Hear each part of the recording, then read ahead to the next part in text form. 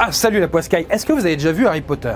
Ça existe vraiment des gens qui n'ont pas vu Harry Potter? Oh oui, ça c'est possible. En tout cas, dans Harry Potter et le prince de sang mêlé, il y a une scène, vous savez, au début du film, où un pont est détruit par des mange-morts. Eh bien, sachez que ce pont existe bel et bien dans la vraie vie.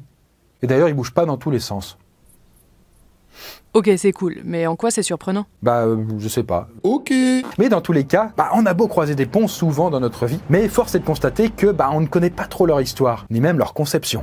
Peut-être parce que tout le monde s'en fout, non? Ouais, c'est possible aussi, c'est possible. Mais en même temps, il y a un truc assez mystérieux avec les ponts. Parce qu'il y a toujours un petit doute si le pont va tenir. Est-ce que ce con, il va pas se mettre à trembler ou à s'effondrer au moment où notre bagnole passe? Bref, c'est pas pour rien qu'il y a la peur des ponts, qu'on appelle la géphirophobie. Du coup, à votre avis, quels sont les ponts les plus étranges du monde? Et en même temps, en quoi sont-ils différents des constructions plus classiques, comme par exemple celui-là ou celui-là? Est-ce qu'on serait sur un truc bancal comme dans Indiana Jones, ou peut-être sur un pont dont on ne voit jamais la fin et qui ne mène peut-être même nulle part? Bref, laissez-moi vous surprendre sur ces ponts très étranges que vous pourrez traverser peut-être un jour.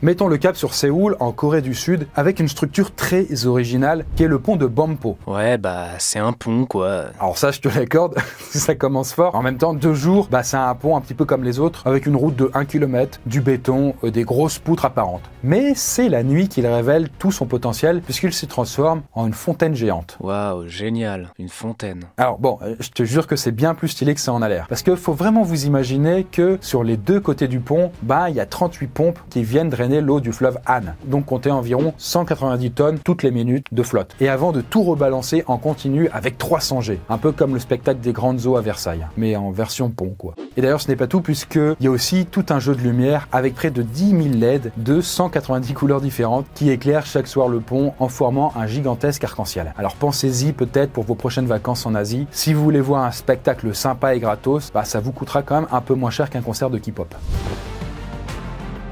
Est-ce que vous avez peur du vide? Non, parce que quand on est acrophobe, on peut très vite avoir peur de traverser un pont, surtout quand on passe au-dessus des arbres. Tant que je peux monter au 7e ciel, moi ça me va. Elle est bonne celle-là. Oh, il est fort. C'est vrai. Là, tu seras servi justement avec le pont Sky, qui se trouve sur la petite île de Langwaki, au nord de la Malaisie et à 2 pas de la frontière avec la Thaïlande. Alors si ce pont offre l'un des plus beaux points de vue sur le paysage de l'île, il est aussi très impressionnant car un pas de travers et la chute qui vous attend sera vertigineuse, voire même mortelle, mais ça c'est un détail. Érigé en 2004 au sommet de la montagne Gunungmat Shinchang, le pont Sky fait 125 mètres de long et s'élève à plus de 660 mètres au-dessus du niveau de la mer. Entièrement fait d'acier, tous les éléments qui composent sa structure ont dû être soulevés par des hélicoptères afin d'être attachés ensemble autour d'un unique pylône. Et pour l'atteindre, il n'y a pas 36 solutions. Soit vous prenez le téléphérique, le Skycab, et si vous êtes courageux, vous tapez la petite montée, histoire de vous faire les cuisseaux en découvrant la beauté de l'île. Mais enfin, ça grimpe quand même sévère. Donc j'espère que vous n'êtes pas non plus trop mauvais en cardio.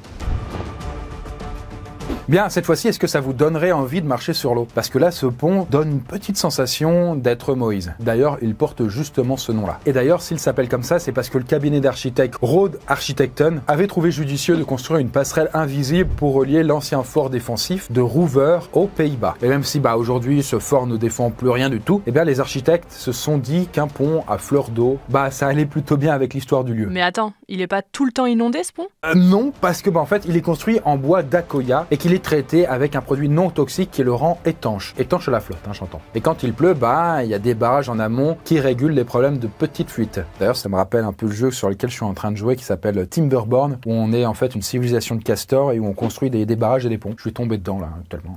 Mais bon, pardon. En tout cas, quand il y a des grosses pluies ou beaucoup de vent, effectivement, ça peut arriver qu'il y ait de la flotte sur le pont, quoi. Mais heureusement, il y a une petite pompe à l'intérieur qui permet d'évacuer l'eau manuellement. C'était donc ça le secret de Jésus, une passerelle à fleur d'eau. Je sais pas, qui sait, oui. En tout cas, si vous voulez savoir ce que ça fait d'être le Messie, faites un petit tour de ce côté-là.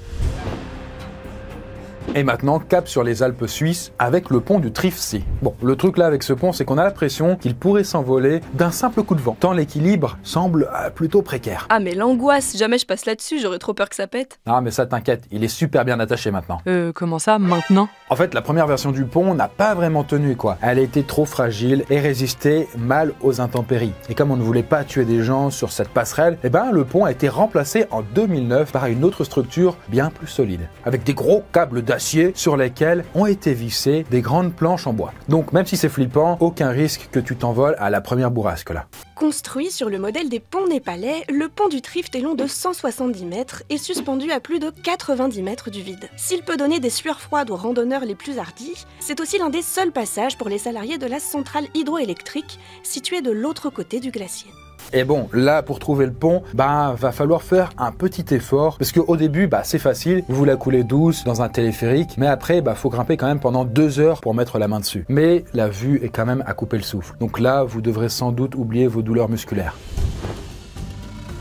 Est-ce que vous êtes déjà demandé à quoi pouvait ressembler un pont roulant? Ouais, je sais pas, peut-être un pangolin? T'es pas dans la bonne vidéo, toi, je crois.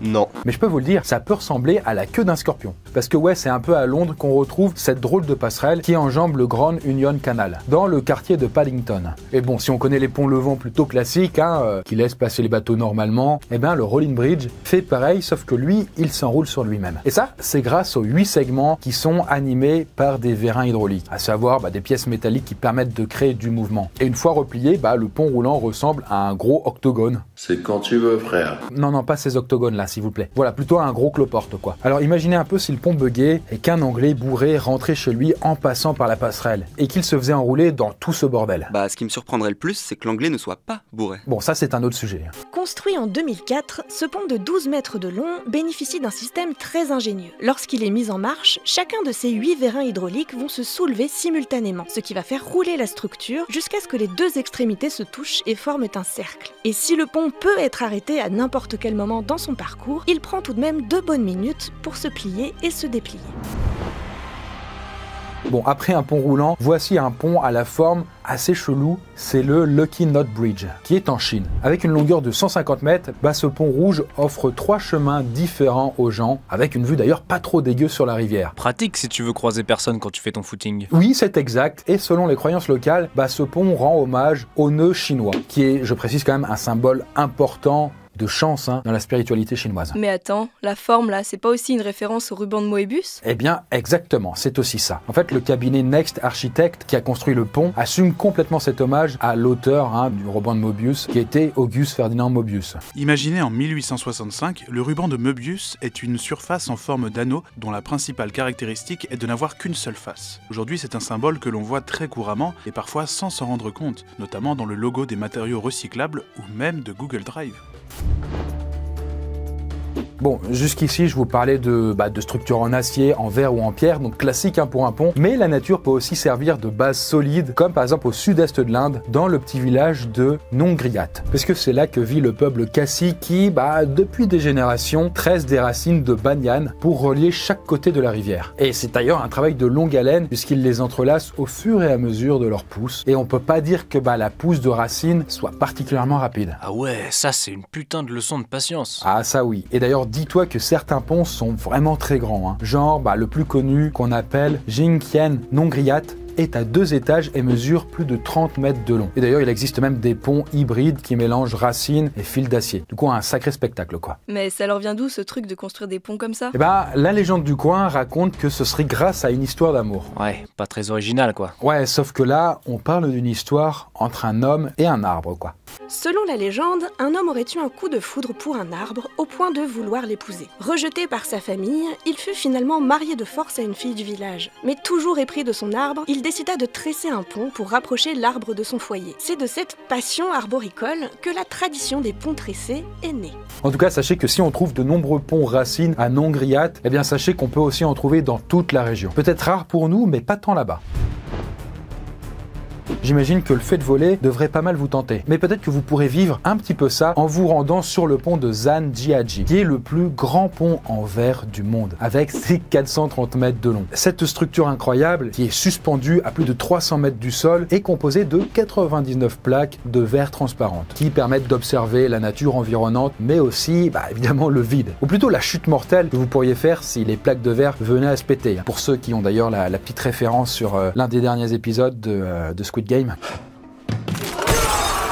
Mais il y a vraiment des gens qui sont prêts à passer là-dessus? Ah bah ça oui, parce qu'il y a à peu près 8000 personnes qui passent en moyenne sur ce pont à la journée. Et bah c'est déjà pas mal hein, quand on sait qu'il y a déjà eu des accidents sur des structures en verre similaires, notamment sur un autre pont chinois, hein, où un coup de vent a suffi à coincer un petit monsieur à plus de 100 mètres de haut. Mais bon, rassurez-vous, c'est quand même plutôt résistant, c'est juste que certains objets sont strictement interdits pour pouvoir aller sur la plateforme, comme par exemple les talons aiguilles. En tout cas, si vous êtes prêt à faire l'impasse sur votre peur du vide, sachez que si vous voulez traverser ce pont, ça vous coûtera 138 yuan, c'est-à-dire à peu près 18 balles. Hein. Et donc c'est pas si cher pour le plein de sensations fortes, par contre pour un chinois, c'est pas non plus donné. Et bien voilà, on a fait un petit tour d'horizon sur des ponts assez surprenants qu'on peut trouver dans le monde. Si vous avez été surpris par la format typique de certains, leur concept original ou même leur double emploi, comment imaginez-vous les ponts dans un avenir proche? Je sais, c'est une question est vraiment complexe. Hein. Ça c'est vrai ça. On pourrait peut-être imaginer des matières surprenantes, des raccords improbables, voire même des ponts volants. Je vous laisse répondre à cette question de la plus haute importance et sur ce, je vous retrouve dans une prochaine vidéo.